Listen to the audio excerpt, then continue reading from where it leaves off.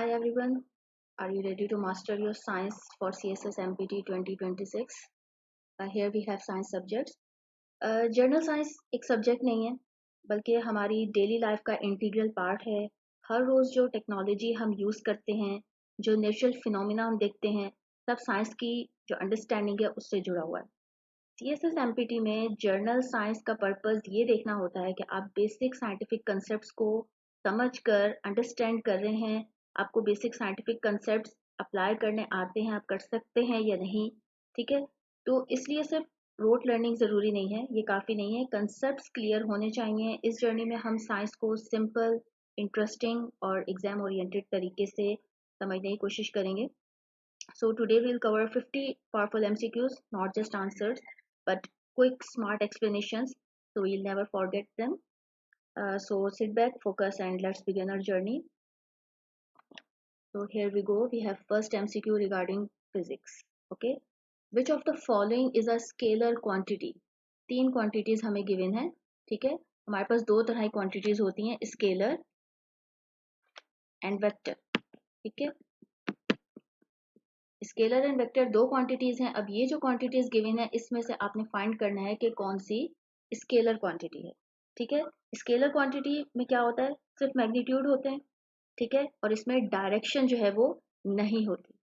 जबकि force, velocity, acceleration ये सब क्या है, वेक्टर्स हैं।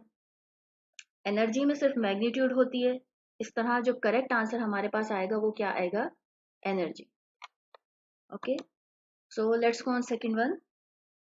The speed of light in vacuum is approximately, ठीक है। स्पीड ऑफ लाइट तो हमारे पास हमें मालूम है, लेकिन यहाँ पर पूछी गई है speed of light in vacuum. तो correct answer speed of light in vacuum का है 3 × 10 एक्सपोनेंट 8 मीटर्स पर सेकेंड। नेक्स्ट,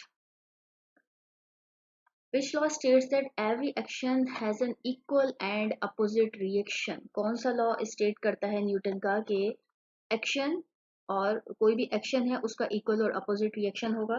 तो ये हमें कौन बताता है, न्यूटन्स का third law. Okay, Newton third law of motion actually states that कि हर एक्शन का इक्वल अपोजिट रिएक्शन होता है, ठीक है। और जो रॉकेट है वो भी इसी प्रिंसिपल से वर्क करता है। Next we have number 4, the SI unit of electric current is. Electric current का SI यूनिट क्या होगा, ठीक है। तो correct answer is ampere.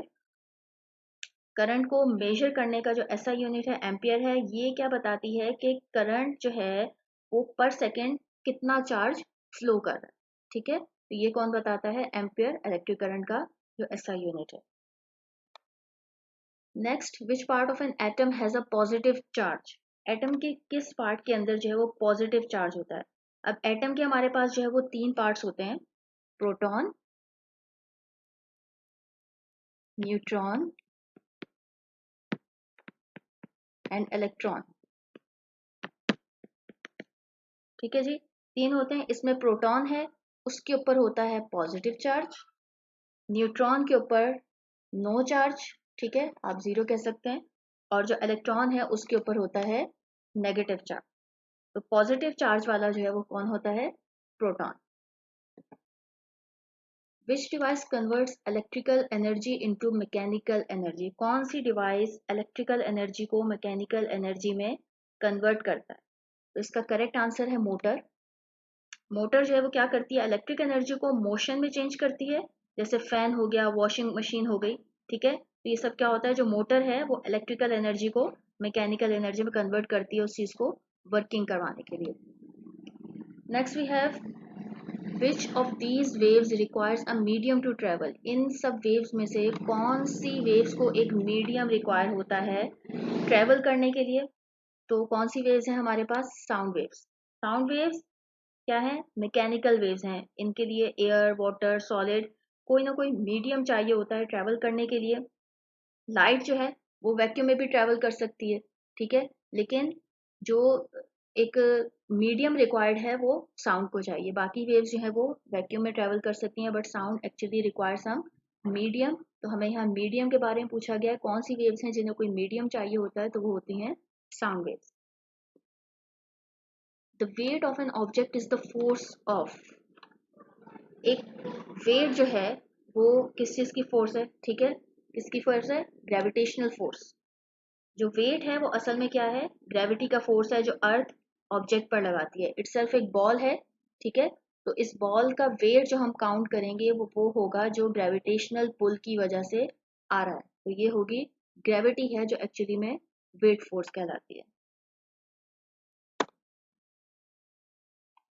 Okay,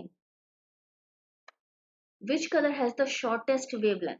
अब ये शॉर्टेस्ट वेवलेंथ हमारे पास जो एक रेनबो फॉर्मेशन होती है प्रिज्म बेस की, ठीक है, तो इसमें पूछा गया शॉर्टेस्ट वेवलेंथ किसकी है, तो विजिबल जो स्पेक्ट्रम है हमारे पास वो वॉयलेट की वेवलेंथ है जो सबसे छोटी है और एनर्जी सबसे ज्यादा होती है। ठीक है, जो रेनबो कलर्स हमारे पास 7 कलर्स फॉर्म होते हैं जिसे हम विबग्योर के नाम से रिमेंबर रखते हैं। ठीक है, ये रेनबो कलर्स आप इजीली यहाँ से violet, indigo, blue, green, yellow, orange and red, ठीक है, और यहीं से इनकी वेवलेंथ आपको मालूम होती है। तो वायलेट जो है वो शॉर्टेस्ट वेवलेंथ है इन जो एक स्पेक्ट्रम है उसके अंदर। ठीक है जी, जो विजिबल स्पेक्ट्रम है वो वॉयलेट की वेवलेंथ है जो सबसे छोटी है और एनर्जी इसकी सबसे ज्यादा रहती है, यानी इसकी वेवलेंथ और एनर्जी ये रेसिप्रोकल रिलेशनशिप है। वेवलेंथ ज्यादा है तो एनर्जी क्या है इसकी, जो है वो वेवलेंथ सॉरी कम है तो एनर्जी जो है वो ज्यादा है। यहाँ पे शॉर्टेस्ट वेवलेंथ है मींस एनर्जी ज्यादा है। अगर एनर्जी ज्यादा है और शॉर्टेस्ट वेवलेंथ तो वो हमारे पास रेड आ जाएगा। ठीक है, इनवर्स रिलेशनशिप है यहाँ पर। तो next we have what is the value of acceleration due to gravity on earth. Acceleration due to gravity means small G. ठीक है, acceleration due to gravity on earth क्या है, तो इसका करेक्ट आंसर जो अर्थ पर ग्रेविटी से कोई चीज गिरती है तो उसकी जो एक्सेलरेशन है वो क्या है, 9.8 मीटर पर सेकेंड स्क्वायर। नेक्स्ट केमिस्ट्री के कुछ अब एमसीक्यूज है हमारे पास। The smallest unit of an element is, कोई स्मॉलेस्ट यूनिट है एलिमेंट का तो वो क्या कहलाता है। ठीक है, तो इसका करेक्ट आंसर है आपके पास एटम। एटम एलिमेंट का सबसे छोटा बिल्डिंग ब्लॉक होता है, तो इट्स द बेसिक यूनिट और smallest unit of an element. PH scale measures, जो पीएच स्केल है वो किस चीज को मेजर करता है, एसिडिटी या अल्कलिनिटी को। ठीक है, जो कॉमन आपके पास जो पीएच होती है सॉल्यूशंस की कि वो एसिडिक हैं या बेसिक हैं, ग्रेटर देन 7 है और लेस देन 7 है, ये चीज जो हमें वो कौन बताता है, पीएच स्केल बताता है कि इट्स मोर एसिडिक और मोर बेसिक और alkaline. Next, table salt is chemical known as, जो टेबल सॉल्ट है वो केमिकली कौन है, किसको कहते हैं हम टेबल सॉल्ट, सोडियम क्लोराइड। तो सोडियम क्लोराइड NaCl कॉमन नमक है, क्लोरीन मिलकर बनता है। ठीक है, तो सोडियम क्लोराइड NaCl इज और कॉमन सॉल्ट। ठीक है जी, इसे हम टेबल सॉल्ट भी कहते हैं, सोडियम क्लोराइड या NaCl।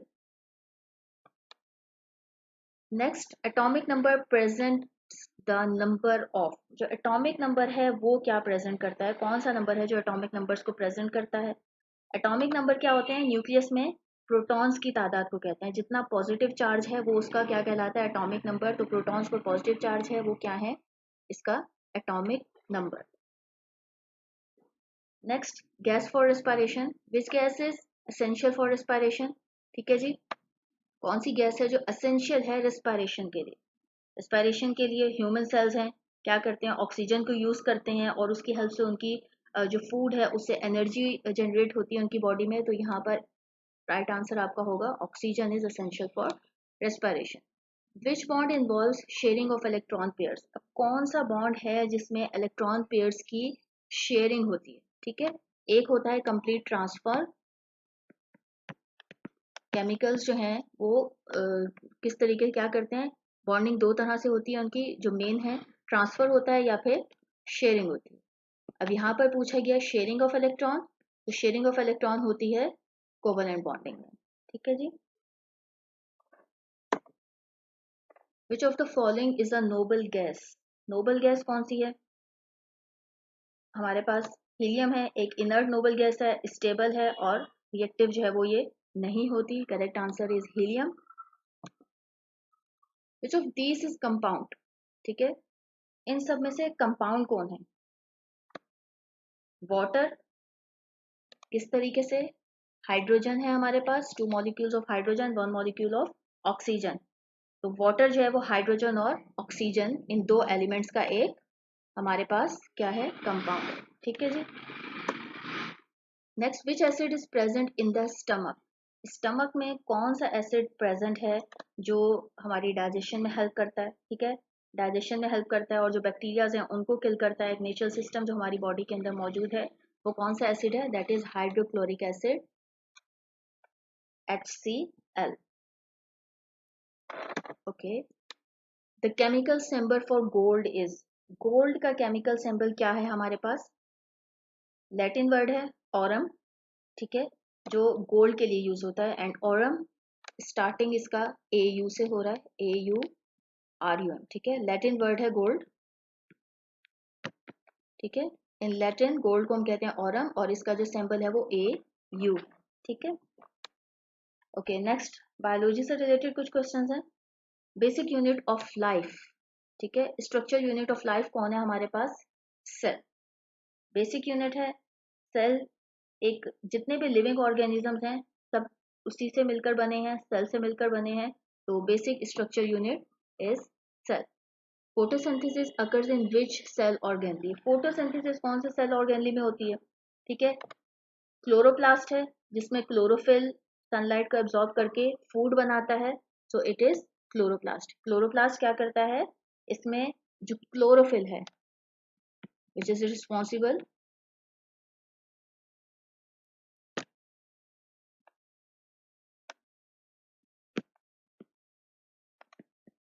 क्लोरोफिल इसमें प्रेजेंट है जो सनलाइट को एब्जॉर्ब करता है।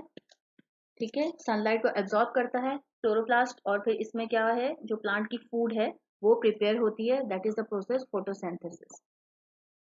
The power house of the cell is, cell का पावर हाउस कौन है? Mitochondria. How is it? Cell की जो एनर्जी फैक्ट्री है, ATPs, वो कहाँ बनती हैं? माइटोकॉन्ड्रिया के अंदर। So cell is the power house of, mitochondria is the power house of cell. Which blood cells help in clotting?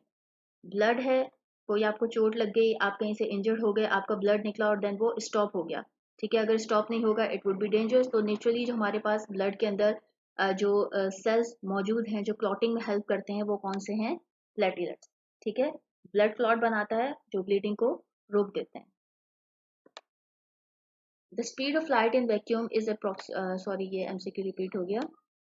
DNA carries, ठीक है, DNA कैरीज, क्या कैरी करता है DNA? Energy, genetic information, hormones या enzyme? DNA carry करता है genetic information को। ठीक है, डीएनए में जो ऑर्गेनिज्म के सारे ट्रेड्स हैं, जितने भी कोड्स हैं, वो उनका उनका कोड होता है डीएनए के अंदर। एक कंप्लीट ट्रेड एक किसी भी ह्यूमन बॉडी के मींस उसकी जो जेनेटिक इंफॉर्मेशन है वो शेयर करता है। तो डीएनए में क्या मौजूद होता है? Genetic information. ठीक है जी, क्योंकि ये इसी को सारी कोडिंग करता है। जो एक ऑर्गेनिज्म का जो बेसिक ट्रेट है वो इसी के अंदर मौजूद होते हैं। विच vitamin is produce by sunlight in skin? कौन सा वाइटामिन है? बहुत कॉमन एक ऑब्जर्वेशन में हमारे पास रहता है, वाइटामिन डी। ठीक है, स्किन में सनलाइट से क्या होता है? वाइटामिन डी बनती है जो किस चीज के लिए ज्यादा जरूरी है? For your bones. Next, which organ purifies blood in human? Blood तो मौजूद है बॉडी के अंदर लेकिन उसको प्यूरिफाई कौन करता है? हम ऑक्सीजन इनहेल कर रहे हैं, कार्बन डाइऑक्साइड एक्सहेल कर रहे हैं, तो कौन सा ऑर्गन ये सारी फंक्शनिंग करता है, हमारे ब्लड को प्यूरिफाई करता है? तो वो करता है किडनी। ठीक है जी, ब्लड प्यूरिफिकेशन का काम कौन करता है? किडनी। ये ब्लड फिल्टर करते हैं और जो वेस्ट है उसको एक्सक्रीट आउट करवाते हैं बॉडी से। विच is the largest organ in the human body? Human body का जो लार्जेस्ट ऑर्गन है वो कौन है? That is skin. ठीक है, स्किन सबसे बड़ा ऑर्गन है जो बॉडी को प्रोटेक्ट करता है। ह्यूमन ब्लड इज, क्या है human blood? Acidic, basic, neutral या फिर स्लाइटली बेसिक? तो जो ब्लड की पीएच है वो क्या है? स्लाइटली बेसिक है। ऑलमोस्ट 7.4 होती है ब्लड की पीएच। ठीक है, थोड़ा सा अल्कलाइन साइड की तरफ होता है ये, लेकिन मोर बेसिक। ठीक है जी, एसिडिक तो हो ही नहीं सकता, पॉसिबल ही नहीं है, बॉडी के अंदर एक एसिड किस तरह से रन करेगा, लेकिन बेसिक भी ये इस तरह है कि बिल्कुल स्लाइटली सा अल्कलाइन होता है, ताकि ये इजीली बॉडी में सर्कुलेट करे और तमाम फंक्शनिंग को कैरी आउट कर सके। और ब्लड की जो पीएच है वो क्या है, 7.4 पीएच है। ठीक है, ये आपने रिमेम्बर रखनी है, पीएच भी पूछी जा सकती है आपके एमपीटी क्वेश्चंस में। Okay, which system controls all body activities? कौन सा सिस्टम आपकी होल बॉडी एक्टिविटीज को कंट्रोल करता है? कौन सा सिस्टम है? That is nervous system. ठीक है, ब्रेन हो गया, स्पाइनल कॉर्ड है, नर्व्स हैं, ये सब मिलकर क्या करते हैं, बॉडी को कंट्रोल करते हैं। तमाम कमांड्स आपके ब्रेन से आती हैं और ब्रेन का पूरा सिस्टम जो आपकी स्पाइनल कॉर्ड्स हैं, नर्व्स हैं, वो पूरी बॉडी को कंट्रोल करते हैं। सो correct answer is nervous system. Okay, environmental sciences, ठीक है, काफी इंपॉर्टेंट है, कई क्वेश्चन इसमें से आते हैं। Which layer protects earth from UV rays? ठीक है, जो अल्ट्रा वायलेट रेज हैं उनसे कौन सी लेयर अर्थ को प्रोटेक्ट करती है? And that is ozone layer. ठीक है, ओजोन लेयर सन की जो हार्मफुल अल्ट्रावायलेट रेज हैं उन सबको एब्जॉर्ब करती हैं, और जो प्रोटेक्टेड रेज हैं उन्हें अर्थ की तरफ डिलीवर करते हैं, ट्रांसफर करते हैं। The main gas causing global warming is? कौन सी ऐसी गैस है जो ग्लोबल वार्मिंग को कॉज कर रही है? Which is the main reason of cause? ठीक है, जो एटमॉस्फेयर में हीट को ट्रैप करती है और वार्मिंग को बढ़ाती है, तो वो कौन सी गैस है? That is carbon dioxide gas, CO2। Okay, which renewable energy uses moving air? ठीक है, कौन सी रिन्यूएबल एनर्जी रिसोर्स है जो कि मूविंग एयर है? ठीक है, मूविंग एयर को यूज करती है। कौन सी रिन्यूएबल एनर्जी रिसोर्स है? तो विंड टर्बाइंस। ठीक है जी, विंड टर्बाइंस हैं, मूविंग एयर को इलेक्ट्रिसिटी में कन्वर्ट करते हैं। So here we have is,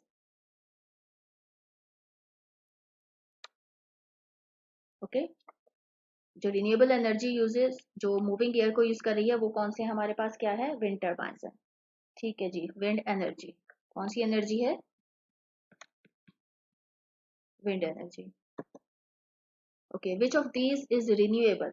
renewable resource कौन सी है हमारे पास?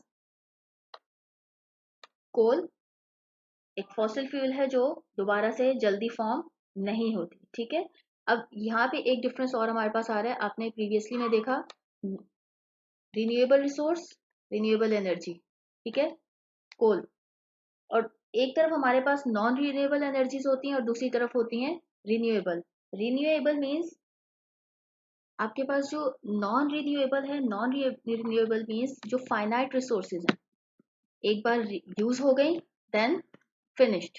ठीक है, जो फाइनाइट रिसोर्सेज हैं, कोल हो गया, ऑयल हो गया, नेचुरल गैसेज हो गई, और जो रिन्यूएबल एनर्जीज हैं हमारे पास, रिन्यूएबल एनर्जीज मीन्स जो सस्टेनेबल है। ठीक है, जो सस्टेनेबल एनर्जी रिसोर्सेज हैं जो कि सस्टेन रहेंगी, जो रीयूज भी हो सकती हैं, जिनके ज़्यादा ख़त्म होने का चांस जो है वो बहुत कम होता है। आपके पास सोलर एनर्जी होगी, विंड एनर्जी हो गई, हाइड्रो हो गई। ठीक है, तो ये आ जाती है हमारे पास रिन्यूएबल रिसोर्सेज में। Okay, deforestation mainly causes.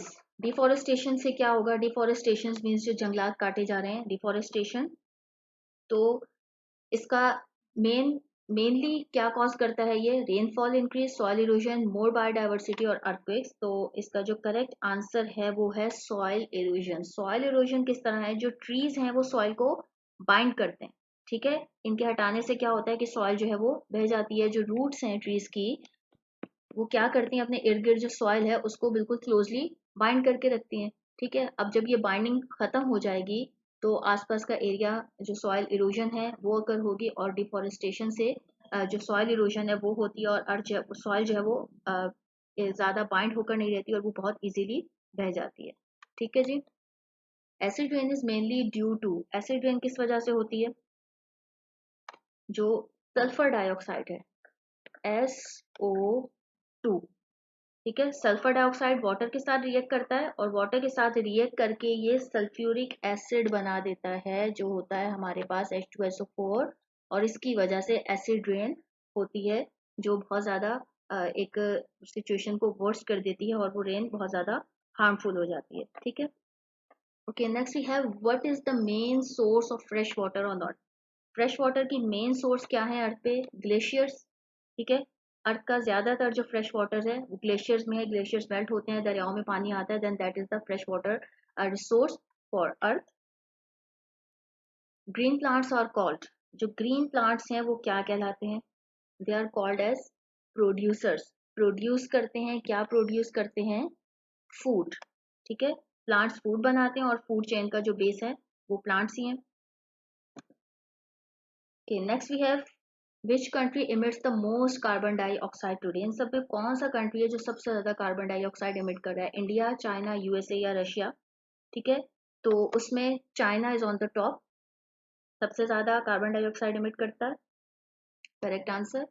Okay, the study of environment is called, environment की स्टडी क्या कहलाती है? तो इकोलॉजी जो है उसमें ऑर्गेनिजम्स और उनके एनवायरनमेंट को स्टडी करते हैं हम, so correct answer is ecology.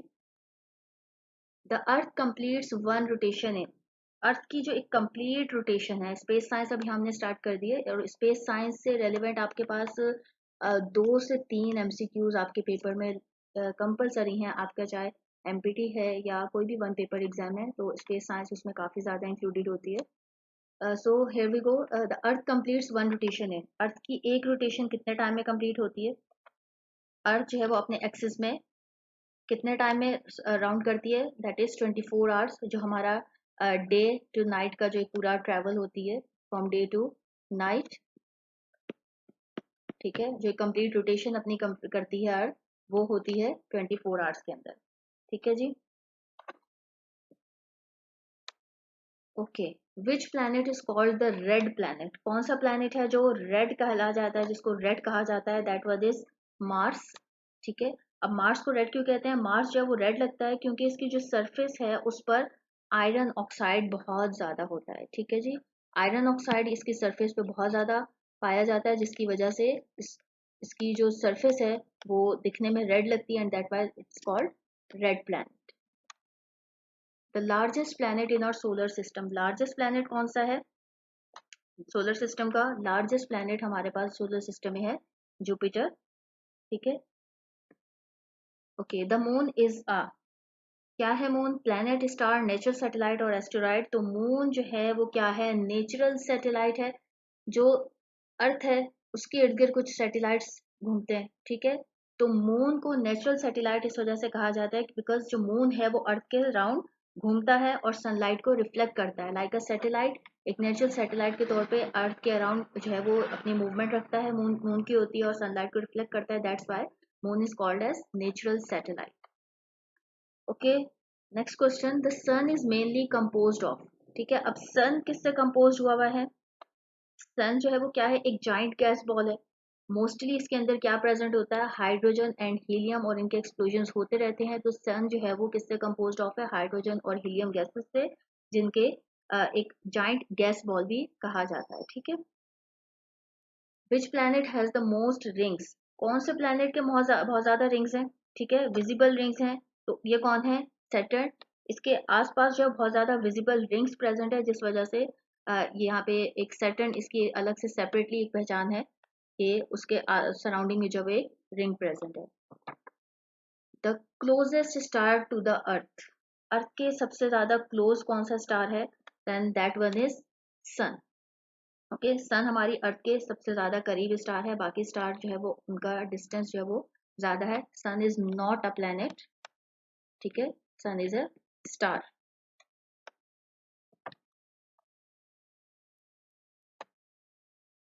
Now which planet rotates on its side? ठीक है, अपनी साइड्स की में कौन सा प्लैनेट घूमता है?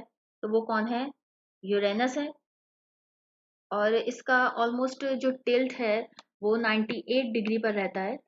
ठीक है, यानी एक टिल्ट पे रहता है और ये यहीं पर अपने ही सराउंडिंग में घूमता रहता है। अब तो इसको जो है वो ऑलमोस्ट एक साइड ही रहती है इसकी, that's why it's called as the planet which rotates on its side. ठीक है, और इसका जो टिल्ट है वो ऑलमोस्ट 98%, 98 डिग्री का रहता है, that's why it rotates on its side. इसको बाकी रोटेशन की इतनी ज्यादा स्पेस नहीं मिलती है, अपनी टिल्टिंग रोटेशन जो एक्सिस है उसमें ये रोटेट करता रहता है। Which planet has the longest day? Longest day किस प्लैनेट का है? ठीक है, दैट वन इज वेनस। बहुत स्लोली रोटेट करता है और इसका एक डे जो है वो उसके ईयर से भी काफी ज्यादा लंबा होता है, हैविंग द लॉन्गेस्ट डे, तो that one is Venus. What is the name of our galaxy? ठीक है, जो हमारी गैलेक्सी है, काफी सारी गैलेक्सीज मौजूद हैं। अब जिस गैलेक्सी में अर्थ मौजूद है, हमारा सोलर सिस्टम मौजूद है, वो क्या है? हम कौन सी गैलेक्सी है, that is milky way and it's a spiral Galaxy. Galaxies की भी काफ़ी सारी फॉर्म्स हैं, तो स्पाइरल गैलेक्सी है जिसको कहा जाता है मिल्की वे, जहाँ पे हमारी अर्थ मौजूद है, और हमारी गैलेक्सी का जो नाम है that one is spiral Galaxy. और करेक्ट ऑप्शन है यहाँ पे, अगर स्पाइरल गैलेक्सी का ऑप्शन होता तो आप उसको करेक्ट करते, मिल्की वे का ऑप्शन है तो आपने इसको मिल्की वे को करेक्ट कर देना है। ओके जी, तो 50 साइंस एमसीक्यूज डन। आप इसे रिवाइज करते रहिए, बिकॉज आप जितना ज़्यादा इन क्वेश्चंस को रिवाइज करेंगे, इसी एक एमसीक्यू के अंदर आप 3-4 और एमसीक्यूज को ही मर्ज कर सकते हैं, और भी फॉर्मेशंस हो सकती हैं। तो होपफुली अंडरस्टैंड कर लिया होगा। Next lecture CSS empty 2026 science से रेलिवेंट इंशाल्लाह जल्दी अपलोड होगा। सो अंडरस्टैंड कीजिए इस टॉपिक को। Thank you so much. Allah.